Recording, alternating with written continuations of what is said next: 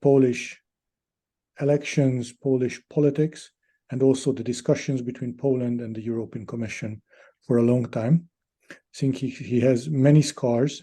He carries many scars on predicting how the Polish-EU relationship is going to play out and when Poland is going to receive EU funding. Now, we would like to use some of his long-standing experience to try to look at what happened yesterday in Poland, and more importantly, what is going to happen going forward.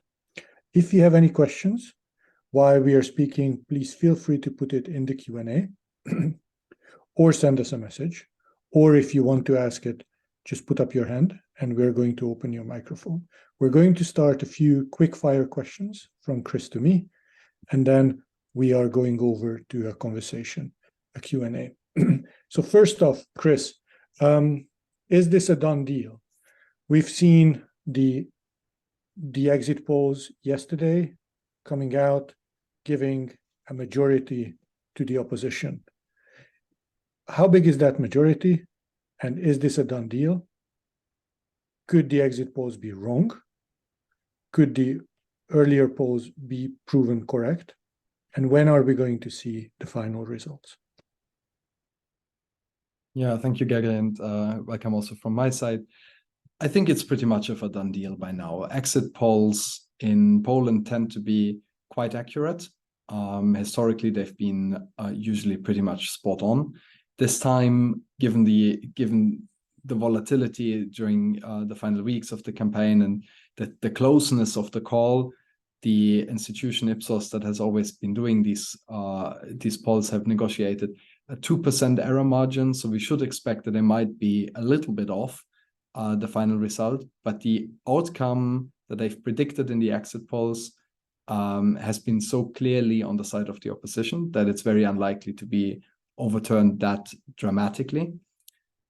We've since then also seen the final poll, which is exit polls plus some additional polling around it, which is usually even more accurate, and that has largely reconfirmed the exit poll. So we shouldn't be expecting any dramatic turnaround at this stage. The question really is how big the lead is going to get. Is it going to shrink more? Is it going to be a tighter lead? Or is it even to grow further, potentially further to the 60% that the opposition would like to reach? There's a few question marks that remain. One is the record turnout that might not be accounted for in the modeling of the exit polls. So we might see slightly more volatility as a result of that. And the other element is that there are a few surprises looking at the exit polls of the referenda. There are 6 questions the government asked to the voters, very leading questions, which the opposition said they shouldn't be responding to. A lot of people actually did respond to them. 40% of the voters actually voted in the referendum as well, as opposed to 60% in the general elections. And the turnout of this referenda has been overwhelmingly positive. So those who voted were in favor of the referendum. If we add up those numbers, they are much bigger than the actual voting numbers for the government party and the far-right Konfederacja. So there's a bit of a question around what's happened to those numbers. And there might be some inaccuracies. But on the whole, we should expect that this is a done deal and the opposition has won the elections. People are getting a little bit nervous right now looking at the numbers as they're coming in, the live counting. But people shouldn't get rattled over this. The fact that PiS is far ahead in those counts is simply due to the fact that small towns conclude the counting first and report first, and that's where PiS is stronger. And then the big blocks that will vote for the opposition, Warsaw, the other metropolitan areas in Poland, will report last, and that will balance the result at the last moment. We'll probably see final numbers tomorrow morning. So until then, we just have to be a bit patient. Thank you, Chris. You mentioned the 60%. Can we just confirm what's our base case? What will be the majority for the joint 3 opposition parties, the potential majority?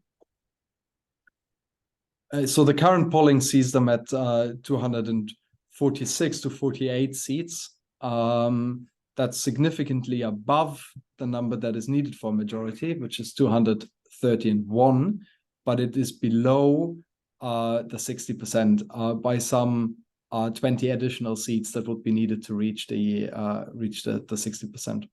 Okay, we're going to come back to the 60% because this is really at the heart of what's going to happen next in Poland. But before we do that, just very briefly, why were the polls wrong? What happened? I think the answer to that question is turnout. Nobody expected to be seeing quite that turnout in the election. It was over 70%. That's a historic high, the highest in post-communist Poland. When we compare that to the elections 4 years ago, which were around 60%, just see a dramatic increase. It's rare that you see a 10% jump. But if we compare it to the elections 8 years ago, it's even more dramatic. Back then, the turnout was around 50%.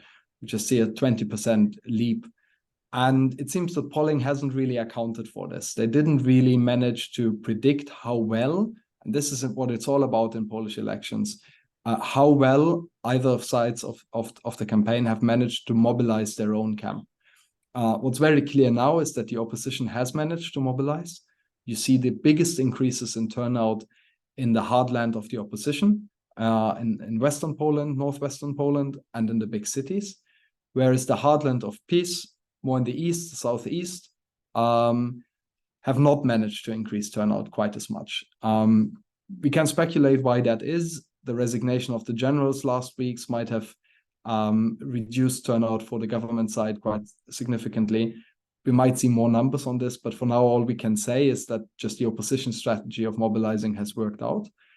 And it has also worked out not to run as a common list. So Tusk's plan as a common list maybe wasn't such a good idea, and it was good for the opposition to kind of maximize turnout by reach out to the sort of more woke leftist vote in the cities with one party, with Lewica, but then also get the agrarian vote with the third way, PSL as part of the third way. If you look at the referenda, and I mentioned this earlier, a lot of people voted yes on these very leading, pretty nationalist, right-wing questions, who then didn't vote for the government. And that's a strong indication that it has worked for the opposition to kind of maximize their turnout by providing a different offer and not just one unitary bloc.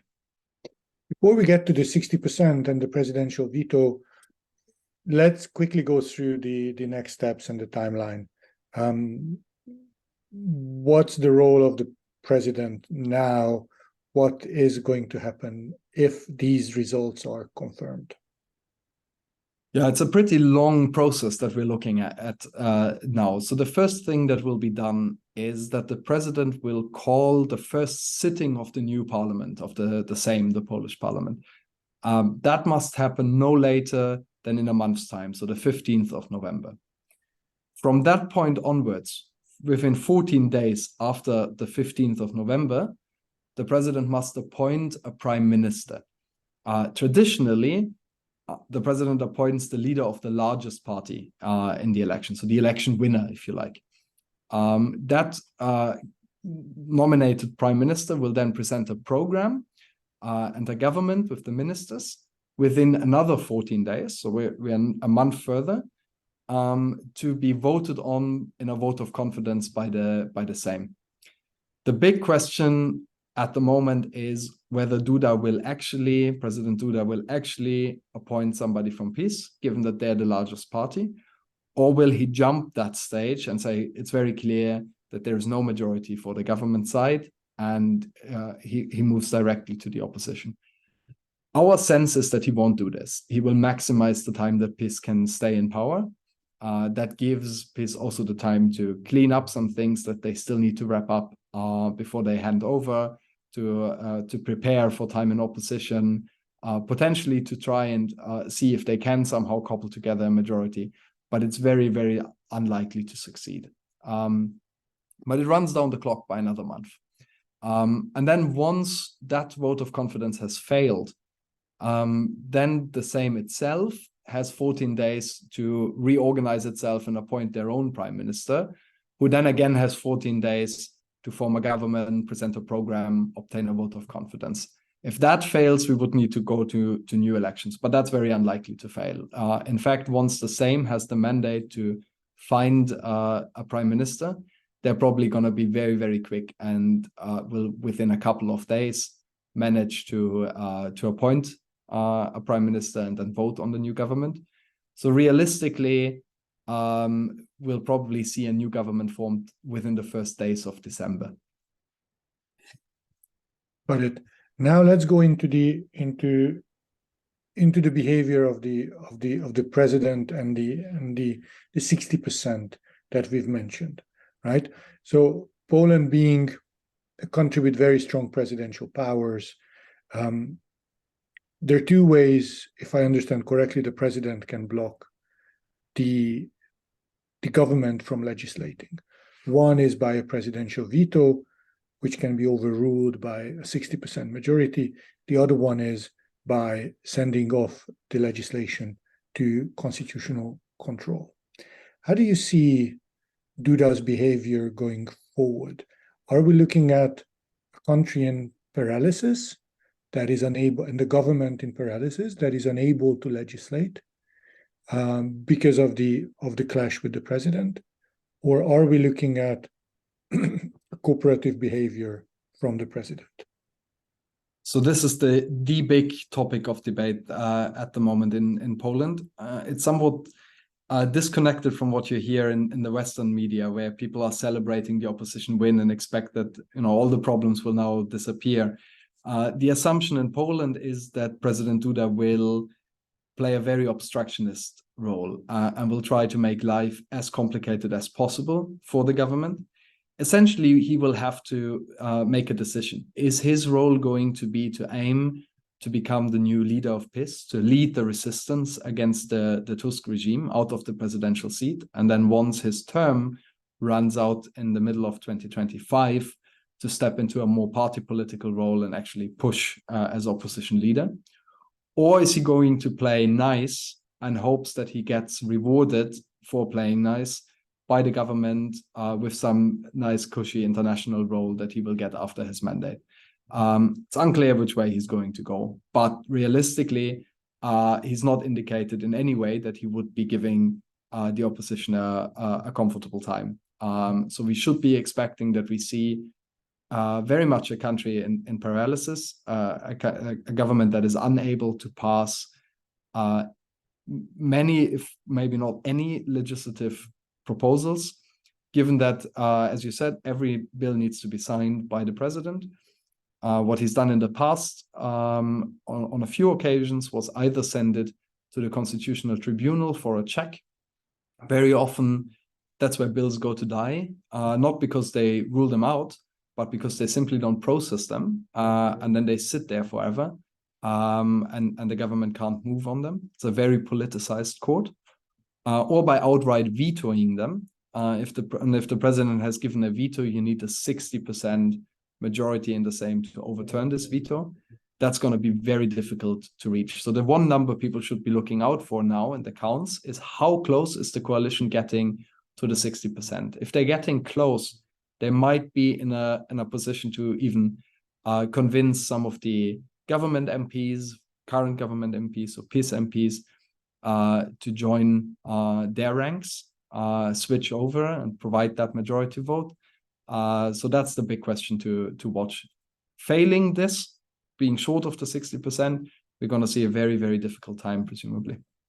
A very hard-headed view of politics, but I think we've traditionally been applying a cynical methodology when it comes to political analysis.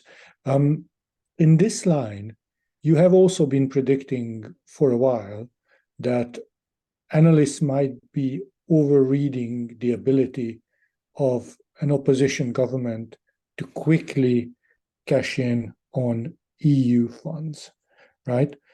How much money are we talking about, and why are you skeptical on the opposition being able to quickly tap into EU funding? Yes, so it's quite a lot of money we're talking about. It's 24 billion euros in grants and 11.5 billion euros in loans that Poland stands to receive from the recovery fund. That money is currently blocked because Brussels insists that certain rule of law reforms are passed before money can flow. Essentially, that's a reform of the constitutional court, of the court system, the highest court system in Poland. And it's been passed already last year by the current government, by the PiS government. They wanted to get access to that money. They didn't find the reforms that needed to be done so painful as not to be carrying them out in return for this amount of money. It's very subtle reforms, but these reforms include a check on the professional quality and preparedness of judges to carry out their duties, many politically appointed judges. And this is very, very hard to swallow for President Duda, who's been the one who appointed those judges. He takes it as a personal insult that these judges will be checked and could be removed. He's also been complaining that he has struck a different deal, in his view, with Commission President von der Leyen on the rule of law reforms previously, which then had been ruled out a few months later by the Commission side. He felt that was a breach of trust. And finally, he's been complaining that he wasn't consulted on the new plans for how Poland could meet the EU's requirements. So to the surprise of the government, he actually stood against his own party's position and decided not to sign the bill. And instead, as we discussed previously, he did the old trick, not vetoing it, which could have been overturned, but sending it to the Constitutional Tribunal. And there it sits. And it's been sitting there now for nearly, over half a year now, nearly 9 months, with no sign of moving forward, without that signal from the president that it will move forward. There's very little a new government, current opposition-led government, Tusk-led government could do to unblock this. The only thing really they can do is hope that the president unblocks it for them, or start a new bill in coordination with the president, but they're fully reliant on the president playing ball. If President Duda does not want to play ball, they can't do very much. The Commission would like to give them money, very much so. They would like to be supportive of Tusk and his government, but they would be losing face if they now suddenly unblocked it without anything having happened on the reforms. So it's going to be a difficult process to resolve, and at least not a process where we see money flowing within the next couple of weeks, as many people are currently expecting. Yes, I think we see all kinds of discussions in Poland, including giving direct effect to ECJ rulings, even if they have not been adopted in Polish law, and all kinds of legal shenanigans, defunding the president's office through the budget law, and so on, which I think you pointed out, has happened already in another EU member state. So it would not be unprecedented, but nonetheless, it would be a pretty rare move. So lots of interesting steps coming up. But instead of going into the legal details, I would be curious if Duda chooses to go for confrontation and continues to create or decides to create a paralysis in the work of the government. What can the government do? What will they do? We think they would be focusing on two elements. The first one is removing PiS loyalists from the many levels of power in the Polish broader state system. That includes the regulators, government institutions, state secretaries, etc., but also state-owned enterprises and the media. And they will want to do this very fast because they feel they might not have a lot of time. If the government otherwise isn't able to hold together, if they fail quickly, if we go into snap elections, this is their chance now to undo some of the damage that has been done by PiS in their point of view, and basically rebalance the playing field. What they would be doing is very quickly on those jobs where they can take a decision as the government, where it's harder. You mentioned this defunding of some institutions might be necessary because they might need the president's agreement to remove some of the positions. One focal point is the state-owned television, TVP. which has played a very strong role in the campaign on the side of the government. And one of the first things the opposition will want to do is remove their head, to make this a more balanced, or maybe more loyal to their own side media outlet. That they can't do without the president. The only thing they could do would actually use their budgetary power to remove funding from the institution, and then maybe rebuild later a new state-owned media. Very, very difficult, but they're prepared to do very drastic things to remove PiS influence from the state regime. That's the one element, removing PiS loyalists, which will probably be the focus over the next year or so. The other element is the budget. This is the one bill that the president can't veto. So they can use the budget to do politics by redirecting funding, by using budgetary measures, as we discussed, to defund some institutions, by starting new spending initiatives that become in some way their signature initiatives. So it's the budget really where we will see the most impact. So in short, legislative paralysis, a lot of fighting over positions and personalities, and then budgetary measures, which will be used politically to accelerate basically the cleanup of PiS loyalists in state institutions. Thank you. I guess this all depends on Duda's cooperation, which we might get an early sign of whether he appoints a PiS prime minister candidate or whether he moves to an opposition candidate. And if he does move to an opposition candidate, that could be a sign of a more cooperative behavior, unless, of course, he wants to play shenanigans and appoints someone else from the opposition than Donald Tusk, which could be an interesting challenge for the unity of the opposition. But now we only have a few minutes left, so I would like to move to some of the questions that people on the call are putting in the chat. There are a number of questions asking about what does this mean for EU-Poland relations, for Brussels-Warsaw relations, and also what is the read across for Hungary? Things will become a lot easier for Brussels working with Tusk. There's, of course, a big sigh of relief right now in the EU institutions over the prospect of working with somebody who hasn't been very confrontational in the past, who they know how to work with, who knows how the EU works as a former council president, and who simply isn't as obstructionist as the current government is in Poland. At the same time, we shouldn't assume that Tusk will be entirely comfortable. He's somebody who can push very, very hard for his interests. People are used to him playing a moderating role, which was his job when he was council president. But his role will be a different one when he represents Poland in the European Council. He wouldn't be quite as moderating. And he's somebody who can be quite pushy for his positions and is a very talented schemer, knows the institutions much, much better than some of the current staffers there. Charles Michel, including, has never been as effective as a council president as Tusk has been. So it's a bit maybe like in the early days after Biden's victory in the US, that people were so relieved over the change from Trump to Biden that they forgot that Biden will also be a challenging partner. The same is true here. It will be much easier to work with Tusk. Some of the big problems will go away, such as the rule of law debate, but he will still be pushing for Polish interests, which are often different from what the sort of Franco-German von der Leyen majorities in Brussels want. Does this change anything in the support, another question, of Poland for Ukraine? I don't think so.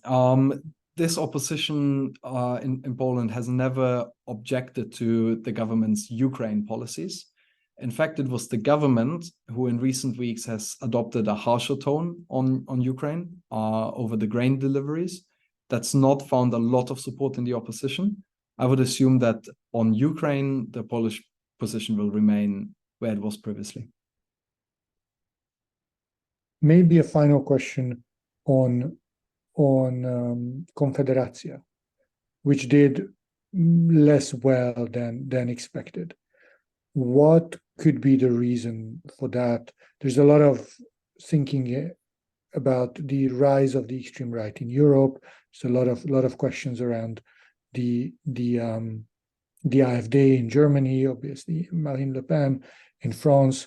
What happened to Confederatia? Is that something, as the question alludes to, due to the Israeli Hamas or and the terrorist attacks, or is there something else at play? It's possible that that has played into it, but I think the answer is relatively straightforward on the turnout. Generally, and across Europe, if turnout is high, the far-right parties usually don't do well.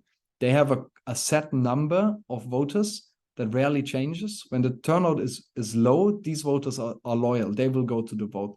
So if you have a turnout at 50%, the absolute numbers of voters for the far right remain stable, then you end up with a much higher result, like some of the polls in Poland predicted for Confederacja as well. Some polls put them at 13, 14%. They ended up now at 6, 7%. And I think a lot of that is simply due to turnout. A lot of people went and voted for the two big blocks, PiS and Platforma, and that will have pushed down the turnout for Confederacja. So seen similar things in other member states, and while the comparisons are never 100% fitting, what we've seen in Spain earlier this year was similar. We also expected a very strong turnout for the far right there, and in the end, the threat of a far right getting into government drove turnout for the center left, which has reduced the final numbers of the far right in parliament. It's a very similar logic that is at play here. You've been very good at responding very quickly, so that leaves us another 2 minutes, and that leaves me the chance to ask one more question, which is, what does this mean on economic policy, and maybe anything on monetary policy and the route that could be taken by the central bank? Economic policy is going to be a really interesting one. The opposition promised far too much in the campaign. They won't be able to deliver on all of their promises. They have a very, very expensive electoral program. So starting to whittle down those promises into something realistic will be painful and difficult, and it will be especially painful on the left-wing party within the government, Lewica, who will want to see a lot more social spending and might not be able to get quite as much from Tusk, who's been signaling left, but we know that he is ideologically a small state liberal. So that's going to be an interesting tension to observe within the government. On monetary policy, a lot of concern about Glapiński, the head of the Polish central bank, who's been entirely political and an instrument in the hands of the government. They will have to rebalance. He's kind of lowered interest rates a bit too fast to signal that inflation is over and all is well. They've also gone down on petrol prices through the state-owned energy company in recent weeks, just ahead of the elections, coincidence or not. Once this gets rebalanced, inflation ticks up a bit more again, the central bank will have to react on it. The view is, however, that as much as he's political and a bit of a loose cannon, Glapiński, he will not use monetary policy to really obstruct the government's policy or kind of push Poland into economic depression by doing completely misguided monetary policy. That would probably go a step too far. Thank you. We're spot on time. Chris, thank you very much for your very forward-looking views on this. We have put out a note on this, so clients can read the note. If anyone is interested and has not received the note, please get in touch with us. And of course, we will continue following the developments very closely. Thank you very much and have a good week. Have a good day.